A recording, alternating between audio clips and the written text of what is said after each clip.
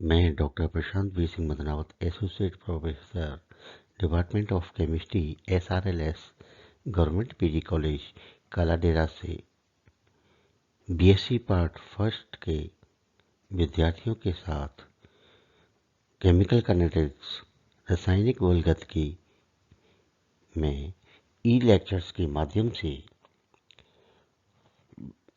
अवक्रिया कोटि का निर्धारण, जिसमें विल्गन विधि, आइसोलेशन मेथड, आंशिक परिवर्तन विधि, समाकलित वेग समीकरण के उपयोग से अवक्रिया की कोटि का निर्धारण करना, अवक्रिया की क्रिया विधि और अवक्रिया वेग को प्रभावित करने वाले फैक्टर्स, कारक, इन सभी के बारे में विस्तार से आपके साथ विचार विमर्श करता हूं और आपका स्वागत करता हूं। विल्गन विधि, आइसोलेशन मेथड। यदि अपक्रिया में दो या दो से अधिक अवकारक भाग दे रहे हैं तो विल्गन विधि का प्रयोग करते हैं। जैसे कोई अपक्रिया Ma प्लस Nb प्रोडक्ट में परिवर्तित हो रही है।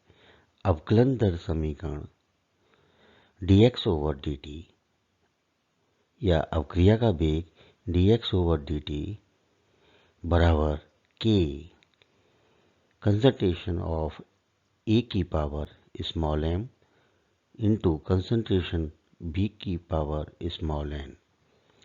अवक्रिया के लिए हम दो क्रमागत प्रयोग करते हैं। प्रयोग फर्स्ट, एक्सपेरिमेंट पहला। प्रथम प्रयोग के लिए अवक्रिया मिश्रण में अवकारक B को आधिक्य में लेते हैं, अधिकता में लेते हैं। अतः क्रियाकारक A को पृथक किया हुआ अथवा वियुक्त कहा जाता है। ऐसी स्थिति में अवक्रिया की कोटि किसी अन्य विधि द्वारा ज्ञात कर लेते हैं। इस प्रकार अवकारक A के सापेक्ष कोटि स्मॉल m का निर्धारण हो जाता है। सेकंड एक्सपेरिमेंट, द्वितीय प्रयोग में दूसरे प्रयोग के लिए अवक्रिया मिश्रण में अवकारक A को अधिकता में लेते हैं, जिससे अवकारक B को पृथक किया हुआ अथवा वियुक्त कहते हैं। ऐसी स्थिति में B के सापेक्ष कोटि स्मॉल n का निर्धारण हो जाता है। इसलिए कुल कोटि बराबर small m plus small n। Third method जो है, आंशिक परिवर्तन विधि से किसी अवक्रिया के निश्चित अंश को पूरा करने में लगा समय अवकारक की प्रारंभिक सांद्रता और उसकी कोटि में निम्न संबंध होता है। T directly proportional to 1 small a की पावर n-1। यहाँ T अवक्रिया के निश्चित अंश को पूरा करने में लगा समय, स्मॉल a अवकारक की प्रारंभिक सांद्रता और स्मॉल n अवक्रिया की कोटि है। यदि किसी अवक्रिया के दो विभिन्न प्रारंभिक सांद्रताएं स्मॉल a व स्मॉल a2, a1 और a2 हों, इस अवक्रिया के निश्चित अंश को पूरा करने में लगा समय स्मॉल t1 व स्मॉल t2 हो तो t1 directly proportional to 1/a1 की पावर n-1 समीकरण नंबर 1 लिखेंगे। इसी प्रकार T2 directly proportional to 1/a2 A2 की पावर n-1, इसे समीकरण नंबर 2 लिखेंगे। इसलिए T1/T2 बराबर A2/A1 की पावर n-1। लॉग लेने पर log T1/T2 बराबर n-1 log A2/A1। इसलिए n बराबर 1 plus log T1/T2 upon log A2/A1 अवक्रिया की कोटि का निर्धारण हो गया। फोर्थ जो विधि है, समाकलित वेग समीकरण के उपयोग से अवक्रिया की कोटि निर्धारित करने के लिए सबसे आसान समीकरण है। इस विधि में समय समय पर अवक्रिया मिश्रण के विश्लेषण से अपघटित अवकारकों की मात्रा ज्ञात करके उन्हें प्रथम, द्वितीय व तृतीय कोटि की समाकलित वेग समीकरण में रखकर वेग स्थिरांक वेलोसिटी कांस्टेंट के मान को ज्ञात करते हैं। जिस समीकरण की सहायता से k के मान कांस्टेंट आते हैं, स्थिर आते हैं, वही उस अवक्रिया की कोटि होती है। अवक्रिया की क्रियाविधि मैकेनिज्म ऑफ रिएक्शन। अवक्रिया के वे पद जिनसे गुजरकर संपूर्ण अवक्रिया होती है और अंतिम उत्पाद बनाती है, उन्हें अवक्रिया की क्रियाविधि कहते हैं।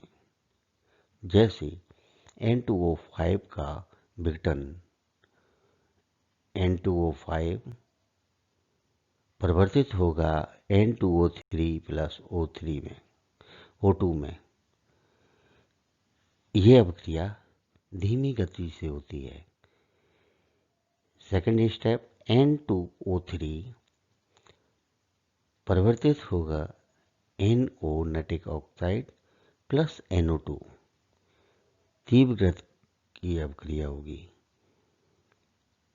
Third step, NO plus N2O5 परिवर्तित होगा थ्राइस NO2, ये भी अवक्रिया तीव्र गति की होगी। चूंकि प्रथम पद मंद गति वाला होता है, अतः अवक्रिया का वेग प्रथम पद पर निर्भर करेगा। इसलिए अवक्रिया का वेग बराबर K कंसंट्रेशन ऑफ N2O5। अतः यह अवक्रिया प्रथम कोटि की अवक्रिया कहलाती है। सेकंड, हाइड्रोजन व आयोडीन अवक्रिया H2 प्लस I2 कन्वर्ट होगी ट्वाइस HI में। यह अवक्रिया एक ही पद में संपन्न हो रही है। इसमें दो अणु भाग ले रहे हैं। अतः अवक्रिया का वेग बराबर K concentration of H2 into concentration of I2। इस प्रकार यह अवक्रिया द्वितीय कोटि की अवक्रिया कहलाती है। थर्ड एग्जाम्पल, नाइट्रिक ऑक्साइड और हाइड्रोजन के मध्य क्रिया। ट्वाइस NO प्लस 2H2 परिवर्तित होगा, कन्वर्ट होगा 2H2O प्लस N2 में। मैकेनिज्म क्रियाविधि इसकी twice NO plus H2 convert होगा N2 प्लस H2O2 में। यह अवक्रिया स्लो होगी। H2O2 प्लस H2 परिवर्तित होगा ट्वाइस H2O में। यह अवक्रिया फास्ट होगी। क्योंकि प्रथम पद मंद गति वाला है, अतः वेग निर्धारक पद प्रथम पद होगा। इस पद में 3 अणु में टक्कर होती है। इस प्रकार अपक्रिया तृतीय कोटि की अपक्रिया कहलाती है। अपक्रिया का वेग बराबर K कंसंट्रेशन ऑफ NO की power 2 into concentration of H2। अपक्रिया वेग को नेक्स्ट जो टॉपिक है, अपक्रिया वेग को प्रभावित करने वाले कारक फैक्टर्स। पहला, अवकारकों की प्रकृति। रासायनिक अपक्रिया में कुछ बंध टूटते हैं और कुछ नए बंध बनते हैं। अतः अपक्रिया का वेग उसमें उपस्थित बंध की सामर्थ्य अर्थात अवकारकों की प्रकृति पर निर्भर करते हैं।